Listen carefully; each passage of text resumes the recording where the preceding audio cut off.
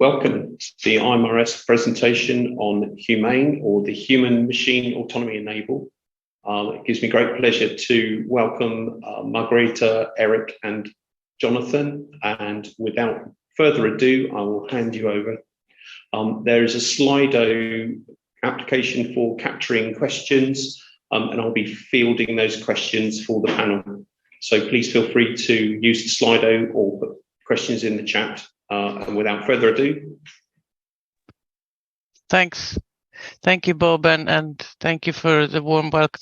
I'm Margareta Lützeft, and I'm joined by my colleagues Erik Styr-Petersen and Jonathan Othey. And I also want to acknowledge a couple of other people who've been writing large bits of this presentation, but they couldn't join us today. It's Agnieszka Hynneklev and Thomas Porat. This is a presentation which is, we call it 5 years in 60 minutes. The project was supposed to be 3 years, but everyone knows what happened a couple of years ago. Excuse me. And we will be telling you what we did during these years. A very brief publication review in related areas. Eric will talk about technology, economy and challenges. I will mention some results from skills and competence. Jonathan is going to tell us what makes seafaring a nice job, which is a great way to almost end it, because then I will summarize what we've heard during this hour. So this project is about human-centered autonomy, and that might sound a bit contradictory. What we did is we've talked to somewhere in the region of 50 to 60 experts all around the world. And we started by having in-person meetings.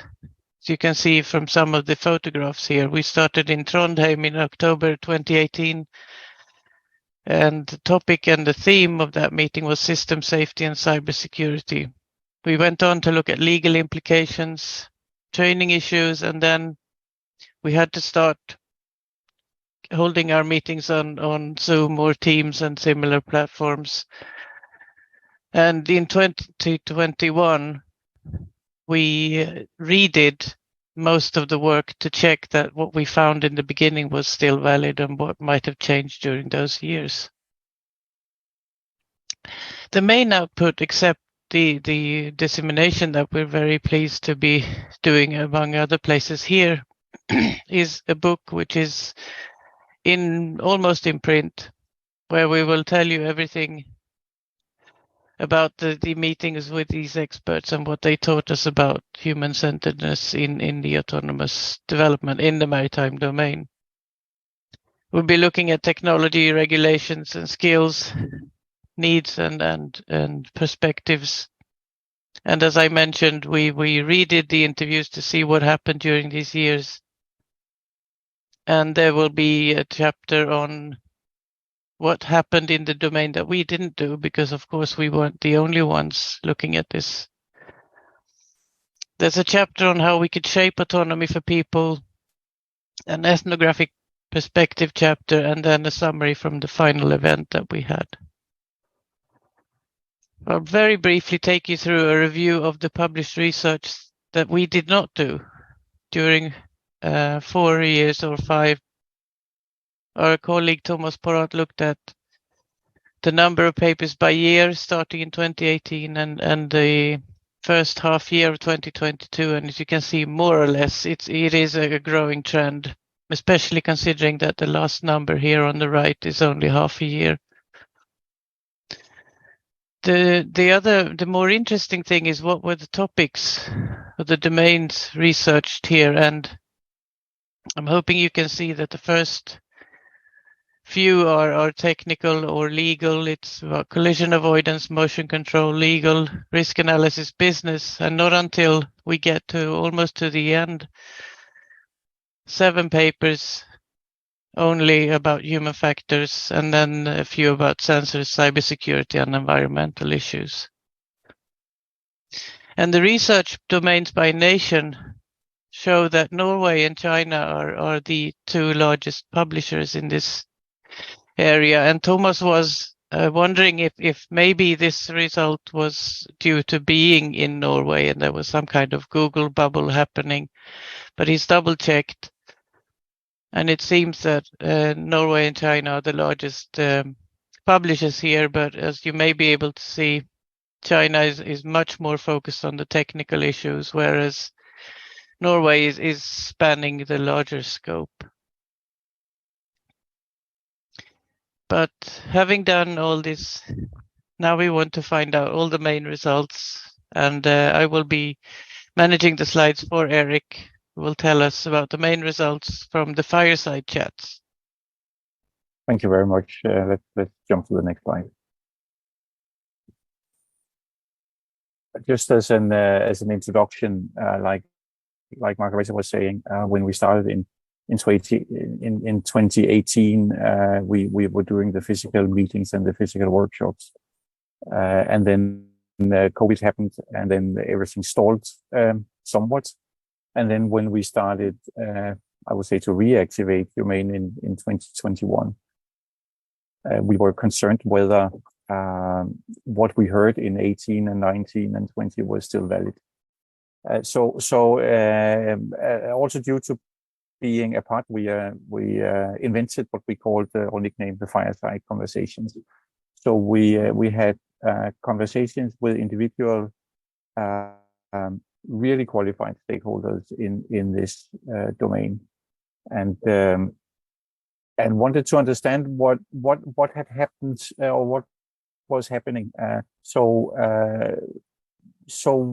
was the conversation still having the same direction, or was the industry in a way maturing or changing its view, or what was happening? And you can see the questions that we had there on the right hand side.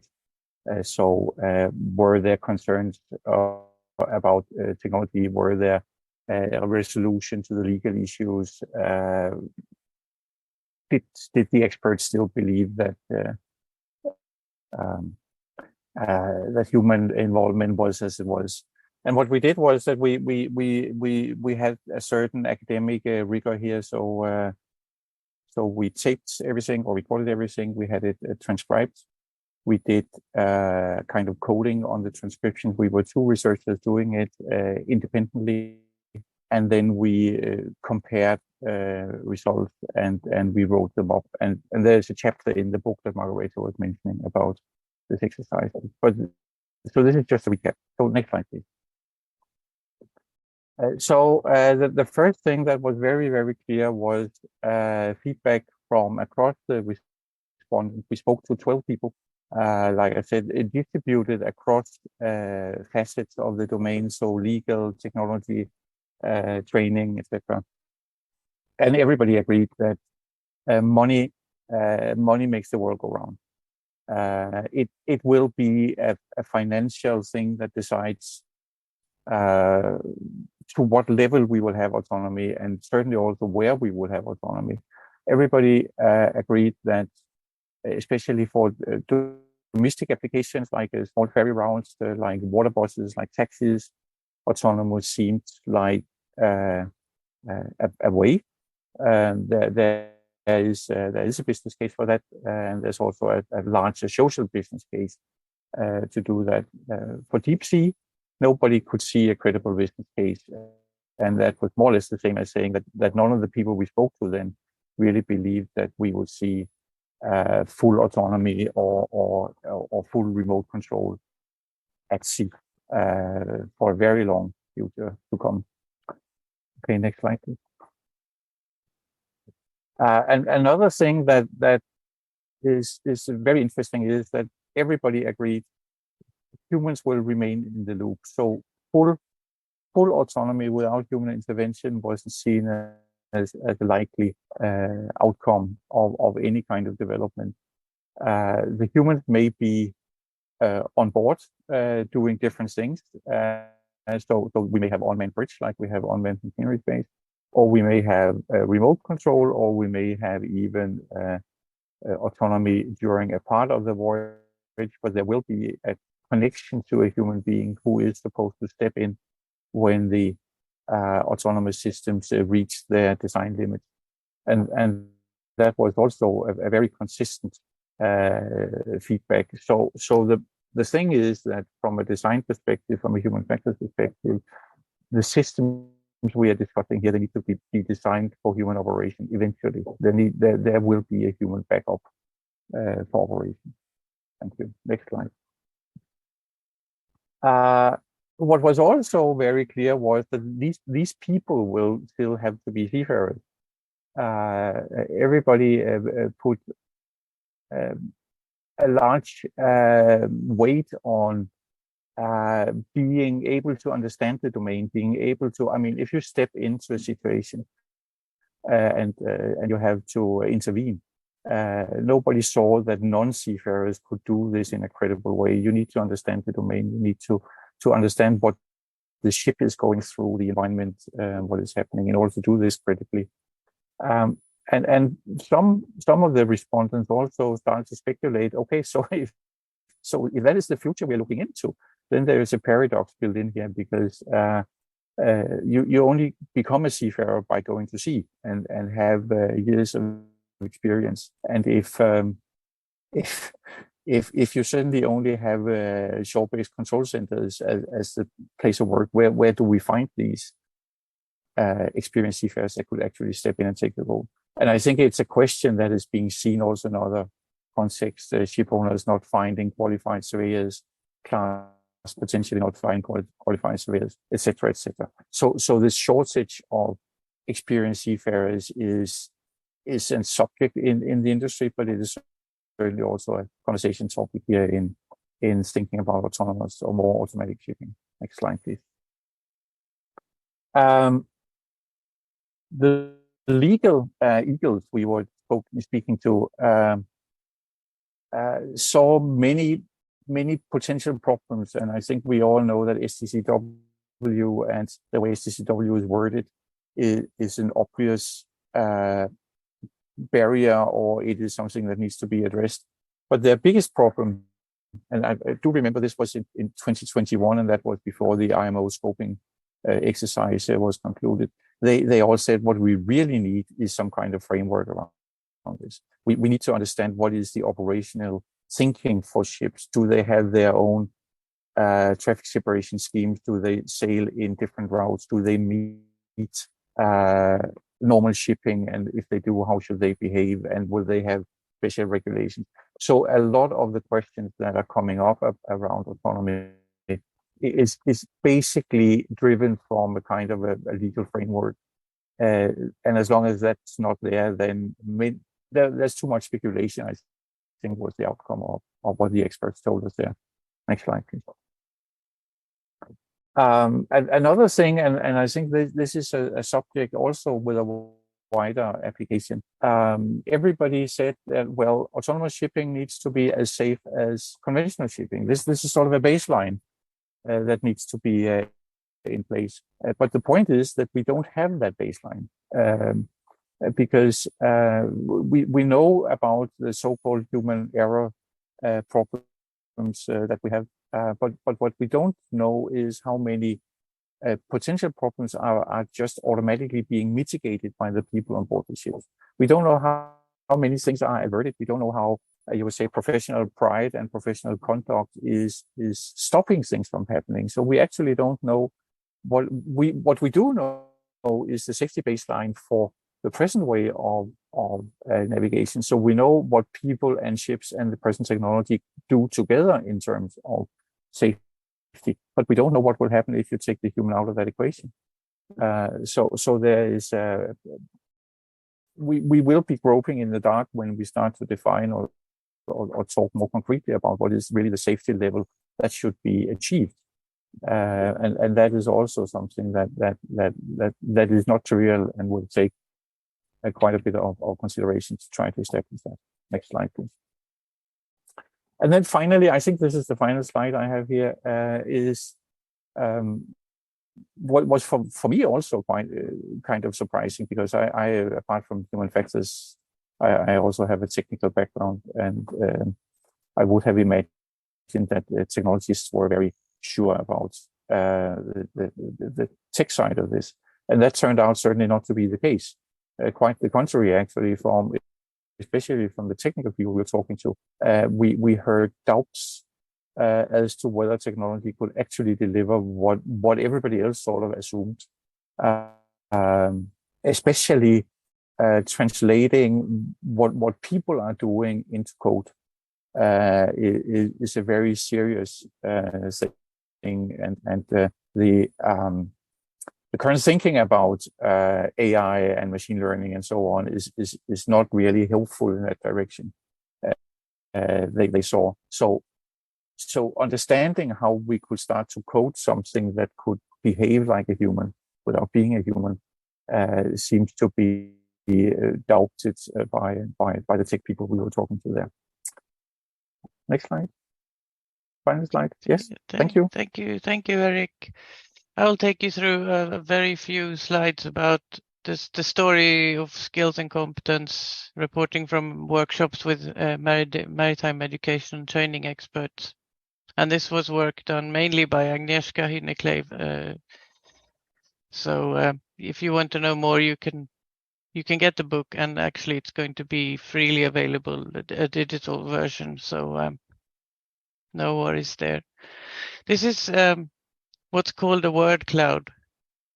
And this is you get this from mining, as it were, all the transcript that Eric mentioned. And it's not maybe scientific proof, but it does show us that people need ship skills are the most common words that have been said by the people we interviewed. And the general agreement was, yes, we need the seafarer skills, but we also need some new skills. There will need to be some upscaling, some adding, some modifying, and the main drivers for this is, of course, that there's more technology, fewer crew, and the operations become even more connected. The job will be changing, technology will be changing, and then environmental issues will be changing. Everything will be changing, as we heard from Eric. There was, however, a focus on high-level skills, and they were difficult to define because they're not what we would call traditionally hard skills or soft skills. It's a set of skills revolving around the case of analysis, risk, and diagnosis. This is a set of skills that are hard to train, measure, and standardize. And if you see the triangle on the right side here, it's called Bloom's taxonomy, and it kind of depicts the top level is where we're at.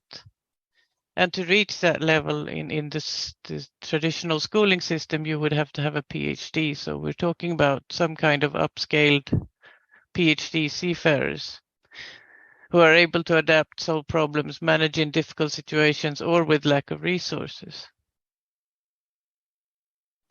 Something that is it's one of the categories that Agnieszka found, but it's a really interesting and very, very important one, is the collaboration, both between people on board, people and the new technologies, especially the IT or the artificial intelligence, and the teaming with technology is one of the most important outcomes that we found here. And as we can see, the system awareness is a prerequisite for collaboration to work. Because what we're talking about is a socio-technical system, or something that at least should be a socio-technical system. And the person on board has to understand each and every part so that when something happens, they can call a specialist to help them. But now we will do, Jonathan, I can see you're all ready to go. Thank you. So tell us about seafaring and the nice job that we hope it is and will be. Right. Thank you very much, everyone. The presentations so far are the investigation findings from the workshops, the detailed study about training, manning issues. That was the research part of the project. What we now come to the folding point. So what does this mean? And what can we bring into the maritime sector to ensure that we have sufficient, motivated, capable seafarers or people in the industry to implement the vision, to implement the business vision, to implement the manning vision necessary to support the business vision. In other words, how do we make seafaring a nice job that people want to do? Because it isn't. The well-being statistics, the difficulty in recruitment, the dropout rate in training or once people have gone to sea as officers is huge. How can we turn that round in order that we can man the ships that we're going to need to continue to sustain world business and environmental management? And that's the question we started to ask ourselves a couple of years ago. Next slide, please. So in addition to the work we've reported, we also carried out a big study of what is the ecosystem, what is the maritime smart technology ecosystem. And that gave us some insight into the social and environmental drivers around the vision of autonomous ships, and how does that fit into the supply of technology, the evaluation of technology, and the safe use of technology. And it gave us a bit of an insight about what was happening geopolitically and how the maritime sector would need to respond to that and how technology would fit into it. And that gave us a broader picture, which then led us to start to think about what is the ergonomics vision, what is the human factors vision for maritime automation. Up until now, we've seen the competence vision, the training vision, we've seen the technology vision. What is our vision? What is the ergonomics vision? The first thing we ask ourselves there, what do people bring to technology? What do people bring to technical systems? And the answer was defined for us by a guy called Paul Branton nearly 30 years ago. And that is that people have purpose, they give direction, they are what makes things happen.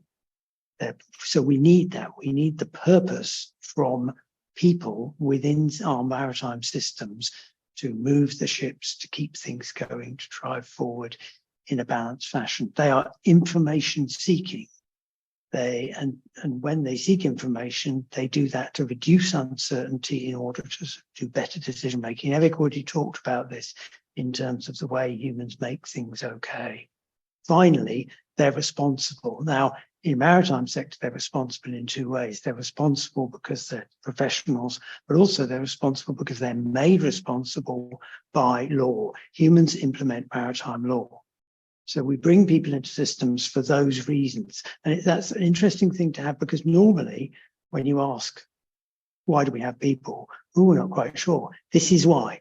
They're purposive, information seeking, uncertainty reducing, and responsible.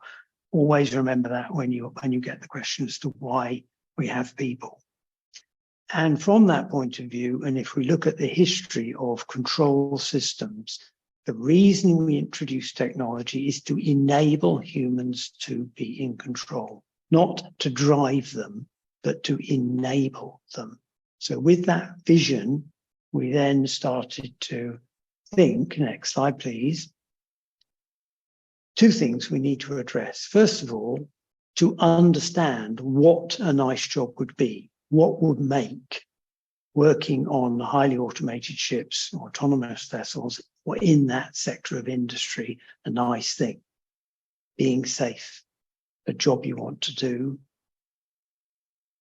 needing to conserve skills so that they can be applied, optimizing manning so people don't have to do bad, dirty, difficult, dangerous jobs, obviously minimizing use error in the design of systems, having accessible work locations, teaming with technology rather than being driven by it, being able to having an adaptive and optimized workload to allow human performance, and having equivalent safety and usability between the various design concepts, not massive safety and no usability, but in a balance.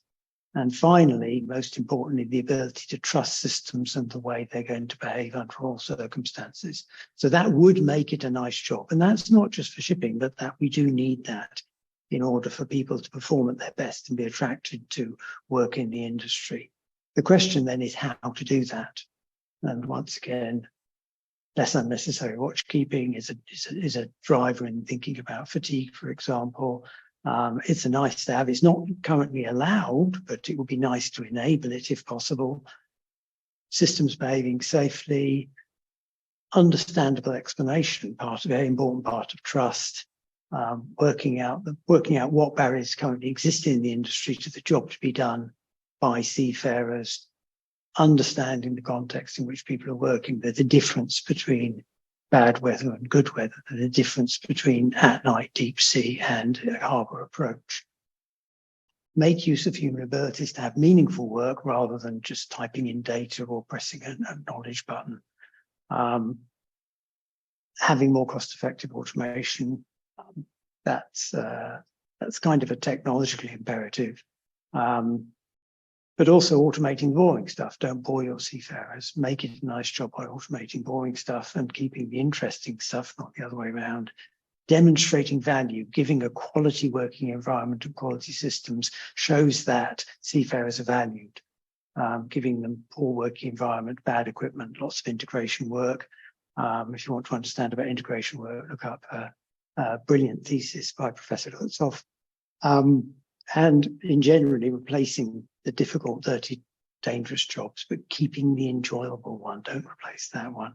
And to achieve that, a human-centered approach to design. How do we do that? Next slide, please.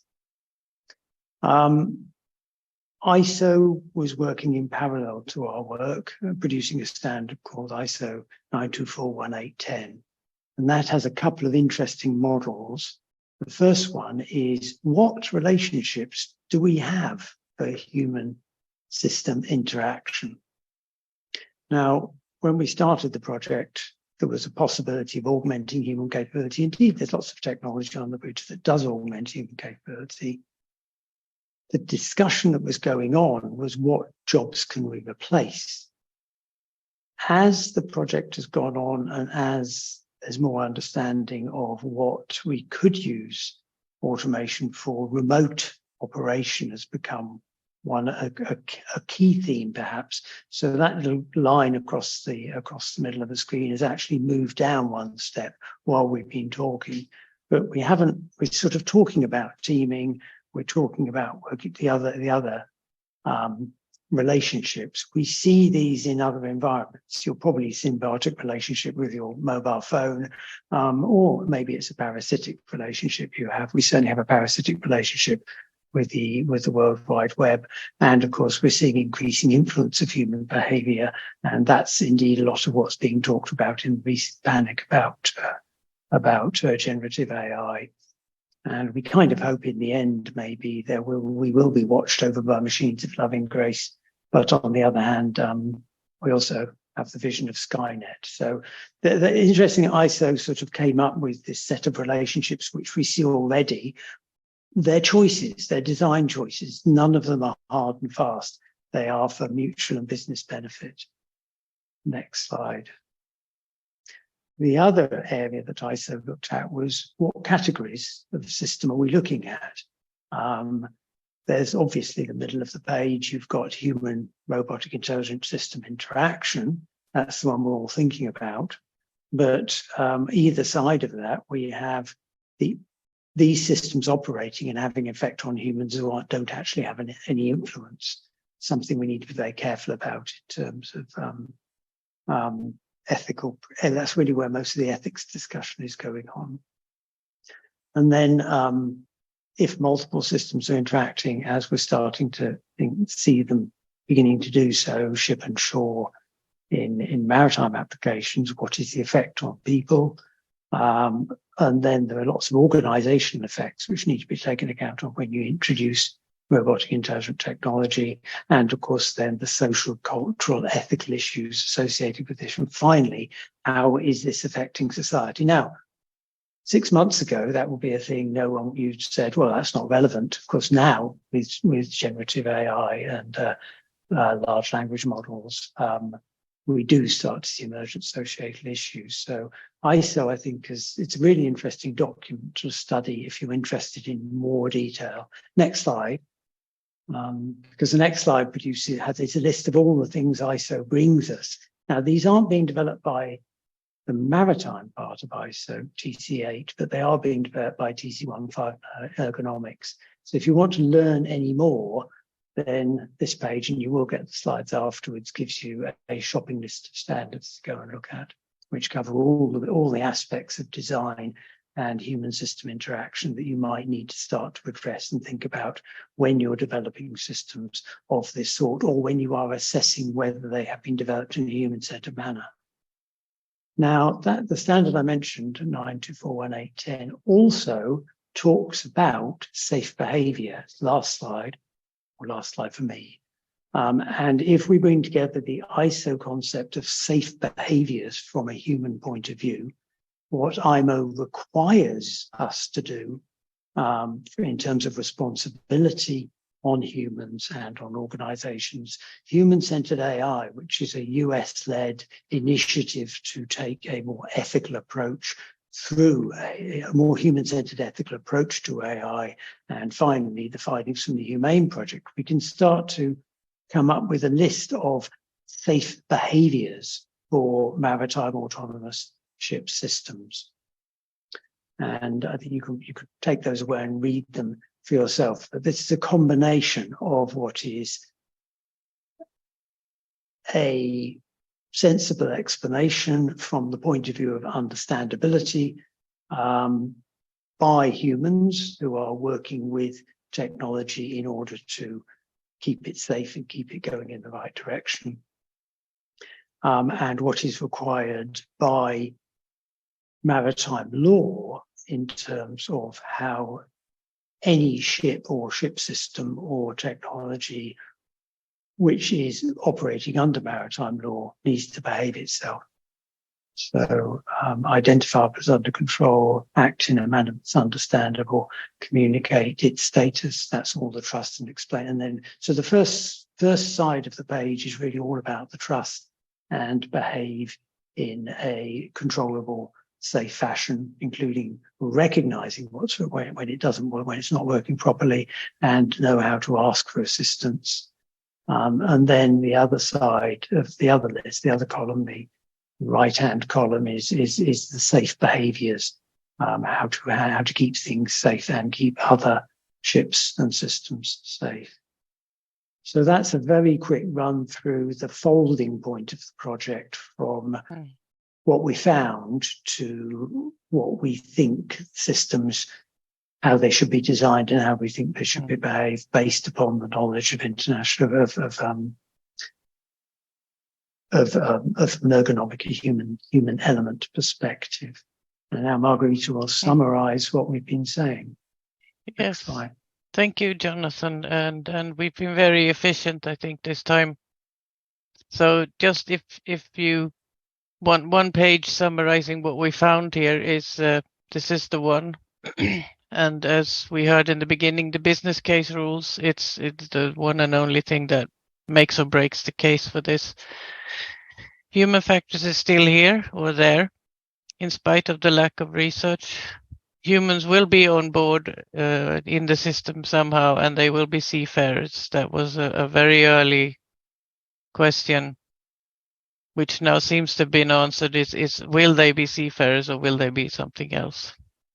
There's a set of needed skills, of course, then including the maritime skills, IT, collaboration, adaptability, learning, and systems and safety. We need to make sure we build in safety into these systems, but we don't have a baseline to use as the basis for our work. Autonomous ships will exist, but they will be mainly close to shore, local, small or medium-sized ships. The regulation issues are understood, but we need, or the industry needs, a single code to be developed, and that is a slow process. cybersecurity is a major risk and not at all researched enough. Communication hasn't been completely solved within and between systems. We know that maritime is lagging in the application of artificial intelligence, and we are hoping, as the last few slides from Jonathan showed, that we can accomplish something that we could call teaming between the digital systems and the humans. And I think we will hand over to Bob to field us questions. Thank you very much. Thank you to my presenters. I have a single question at the moment, so I'm sure people will be adding to that list. The first one is, what considerations do there need to be related to reliability and trust, considering the reliance on IT systems? So I think we've touched on it slightly, but perhaps someone would like to give a deeper answer. Well, I can start, but I thought actually you would be a better person to answer this. But I think that I mean, what I told before was what the experts were telling us, and I now have to blend in my own views on this. I think that without offending anybody, we don't have a really great tradition of producing high quality, high reliability software in marine, and this is where this is one of the stumbling blocks, or one of the barriers I see from various perspectives. There is an ISO standard about dependable systems, and that is now undergoing revision, and it has been sitting around for 25 years without nobody really applying it. And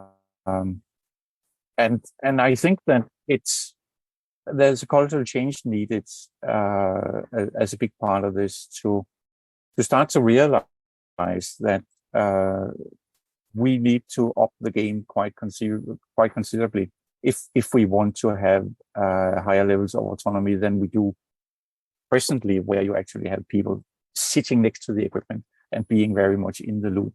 As soon as we start to go near loop, out of loop, call it whatever you like, and as soon as we start to trust, I mean, take something like the electronic lookout function, which is much debated. How do we trust it? Do we trust that it can detect objects? Yes, no.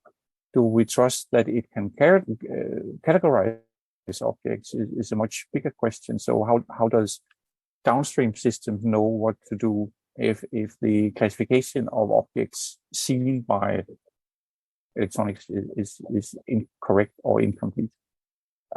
Jonathan, maybe you want to say something about yes, standards? thank you. So, yes, thank you.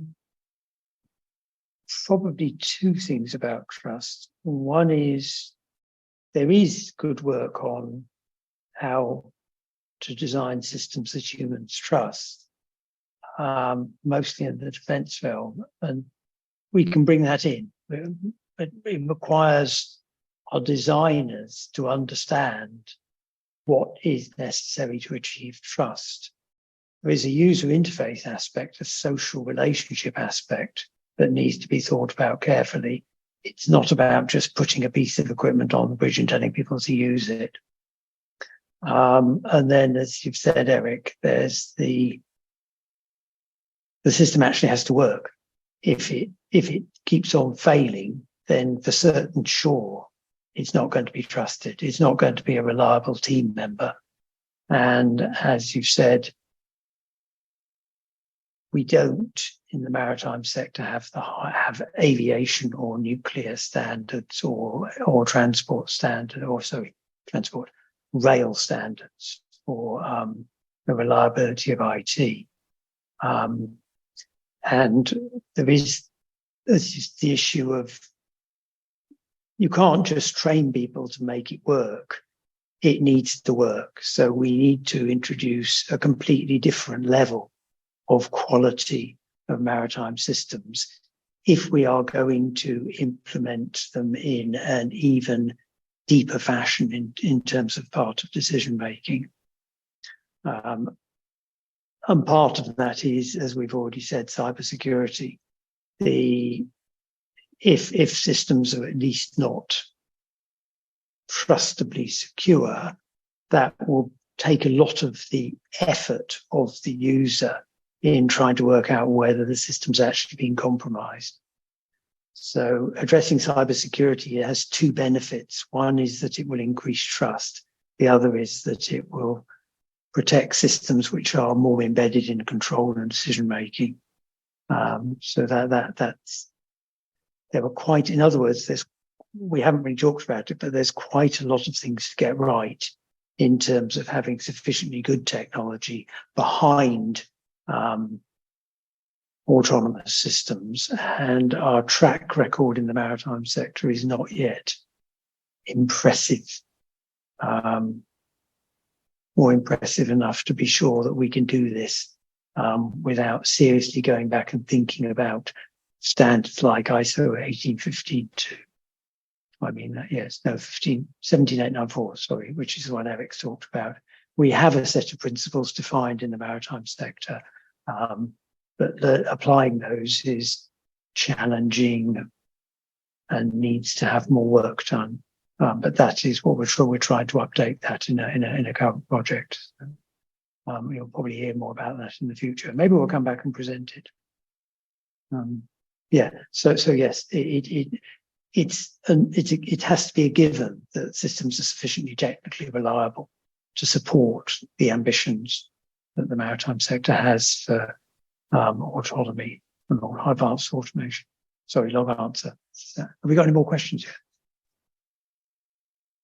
We do. I'll add my little bit onto the back of that last one. So from my background, I work in high-end control systems and some autonomy. I think the science and the technology is out there in other industries, as both Eric and Jonathan have pointed out. But it comes back to the first line of the big slide. You know, the business case is king. If we design control systems on board a ship to the same standards that we use for passenger aircraft, they will not be cheap. So yes, it can be done. Can it be done affordably? We have to make that decision. So the business case is there. We need to add money to one side of the equation and make sure that it carries to the other. Trust, yes, you can build trustable systems. People fly on aircraft every day that fly themselves and land themselves and brake automatically. You know, if there's anything that's going to harm you, it's falling out of the sky. So yes, it's there to be done. We can do it. Can we trust it? Yes. That brings me to another question, which is, what about over trusting such systems? So the first one there for me is yes, but we can get that in any alarm system or any control system on a basic platform without any autonomy or AI at all. You can have instances where people will just ride the alarms. So an alarm is built into a system to aid a user, but it's not an aid to the user if the user never does anything until they hear the alarm. It's there as a backstop, not as a substitute. So people can overtrust systems. Part of the human effect is to help them to trust the system by giving them enough situational awareness that they're not concerned. So they do have to be situationally aware, but aware enough. So I'll hand that back to the panel and I'll be quiet. Yeah, I can add something which segues nicely between these two questions, because another aspect of what we've already heard here is it's a relationship between trust and trustworthiness. And trustworthiness is an aspect of the technical system.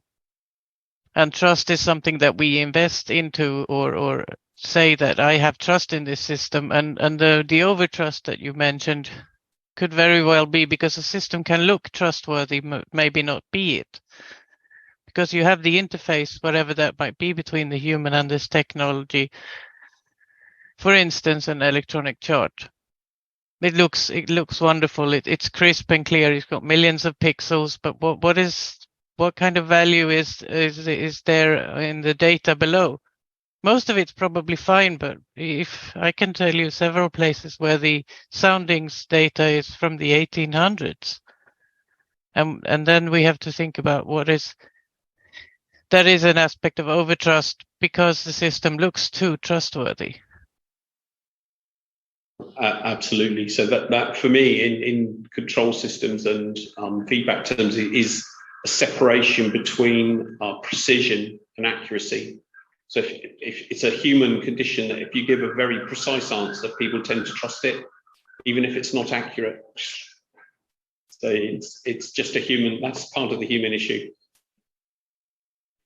I don't have any further questions in Slido or in the chat. So, Bob, may I add to I mean, what you said about alerts and using them as triggers. I think that what I think I hear you saying between the lines is also how much experience is playing into this, and I mean a very experienced crew will run a ship completely different from an inexperienced crew, and they will never get to the point where they get alert because they are on top of the situation, they're on top of the plant, and they know what's going on. They detect the problem long before you actually reach alert limits.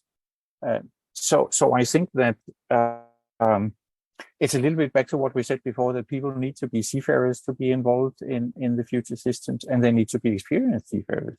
They need remotely, perhaps, or with some distance, to understand the plant, to understand the ship, to understand the environment in a much in a much more comprehensive way than just like looking out the window thing. I mean, and then we're back to this, the chicken and the egg thing. I mean, how do you get that kind of experience if you start to put people ashore, etc., etc. So I think there are many of these arguments that are in a way linked or becoming circular if you look at the aspects of the question.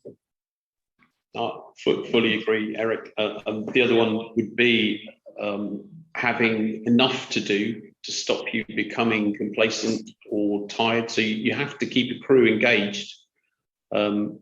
Yeah, I agree fully. And I think, Jonathan, you wanted to have something? Yeah, simple points. Where do I start? If you delve into the analysis done by Agnieszka, the presentation that Margarita gave,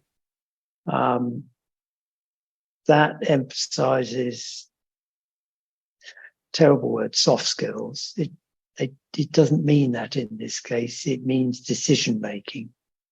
And what is consistently identified in cases of overtrust is a lack of critical thinking and a locking down into particular things that are happening, or just not thinking, and as Bob says, driving to alarms.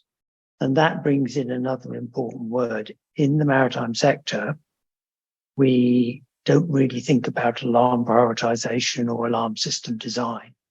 And although our presentation might have seemed quite abstract, the communication channel for most of the technology will be alert lists. It'll be series of messages or prioritized messages with the system asking the user to, telling the user something or asking them to do something in order to help or even take over because the system has lost its envelope. And that's another sector where the maritime industry perhaps hasn't really put enough attention. There is work in IMO, there's code on alerts and indicators which ask for prioritization, but very little of that actually gets done. As Bob will now come in and say, we do it well in defence. Yes, you have a different scale of budget and need because their systems are running broken and what's it called? Reversionary modes of operation are actually part of design. So there's design of alarm systems, very concrete, real thing we need to sort out really very soon. There is people will need a new competencies in being critical, but also in actually working out a trust relationship. As Margarita said, we do need to think about trusting teams rather than using a display or just responding to it. But there's a management aspect that you have to trust people to trust the systems. Because if you just tell them to do it, and we spent a fortune on this technology, so you damn well do what it says, that's not a positive management message. So there's also a management issue. Finally, there's a cultural issue. The relationship to technology is very different in different cultures, both business cultures and worldwide cultures, and seafarers are an international community. So think about precisely who is receiving your messages and precisely what you expect them to do, which brings us back to, there's a nice paper from the beginning of the HUMANE project, which has different examples of the various expected roles. I think Margarita will tell us where we can see it online, maybe. I see AI in the maritime domain as an extension of high-end automation, and I've been working in automation and AI, particularly in defence, as Jonathan pointed out, for far too many years now. Performance is a driver in defence systems. So cost, yes, but right on its heels is the performance of such technology.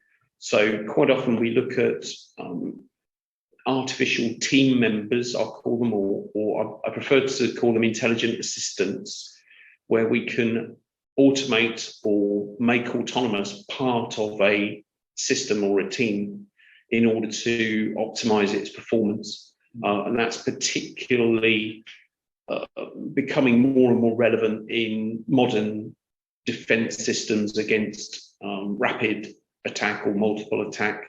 So there's a good deal of work going on there, and including in the maritime domain. So it's interesting stuff. I'm not really able to do much of a presentation on it, but it is extant. We do have wider control systems. We've got some fairly large control systems on our platforms now, but we have to cater for all of those customers, including the ones that have harder business cases to solve. Not that it's a money no object world in defence anymore, but yeah, it's got to work for everyone. So yeah, no question from me as such, but we are on the case collectively, I think, all of us from different angles. I think there's a bigger message there about ergonomics and the maritime sector. Ergonomics has two purposes. One is safety and one is performance. And it was invented for performance. So I find it very strange that the maritime sector, which wants maximum performance, doesn't take full advantage of ergonomics and the performance enhancing aspects of properly designing humans and systems, work systems of humans and technology to work together in a socio-technical manner. It's a no-brainer that gives better performance. So closing the loop in the maritime sector, actually taking advantage of a technology which is designed to help it. I think another lesson from ergonomics and control, because we are essentially talking about, as you completely support the view that this is more enhanced automation. As I think I said earlier on, the original purpose of introducing control systems was to augment the capabilities of operators of control systems, to allow one person in a control room to monitor a whole process plant rather than walking around in the rain with a torch, seeing what had broken. Or having one person on every gauge and a foreman trying to run the process by understanding what was going on physically. And yet, there is a very famous paper by Lisanne Bainbridge called The Ironies of Automation, in that automation has almost from the beginning not followed that augmenting human capability route. It's become a thing of its own. It's become impenetrable. So this does present actually an opportunity to set right a lot of the directions that we've gone in with technology, making it better, which does lead us into something which maybe could be investigated in a future presentation somewhere, because it is a barrier from a regulatory point of view, and that is the aggregation and processing of information and alerts from control systems in order to provide more diagnostic input to watchkeepers on ships. At the moment, the regulation says signal to something on a display. Aggregation of alarms by, for example, using some kind of knowledge-based system is you could even interpret it to not be encouraged, but that was in the days when there were very few carefully chosen data points. We now have a different situation. I know that Eric could talk about this for about an hour. That's good, Bob. Yeah, so obviously some of the work, and I'll hand back to Eric as we come very near to the end of the presentation time.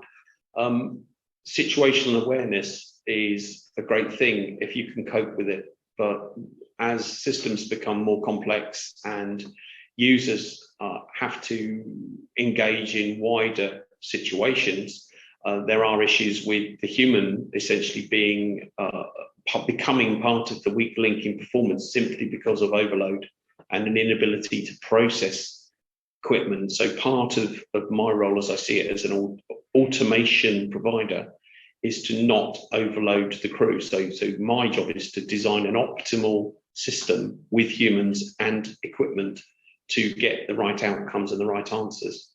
Would you kind of back that one up, Eric?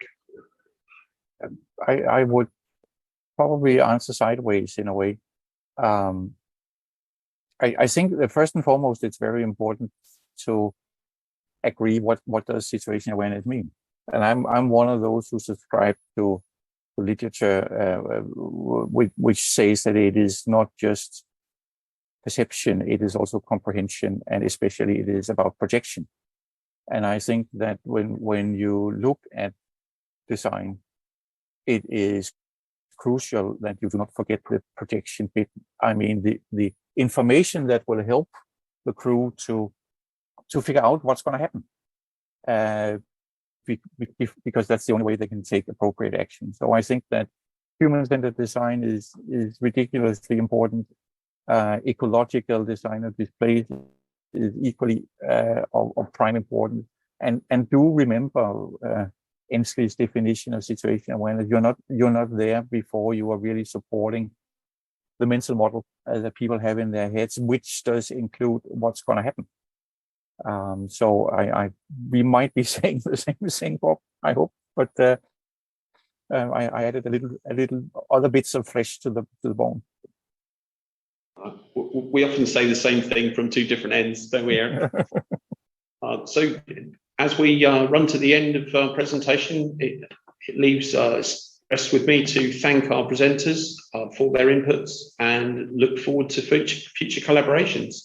Thank you, Margareta, Eric, and Jonathan.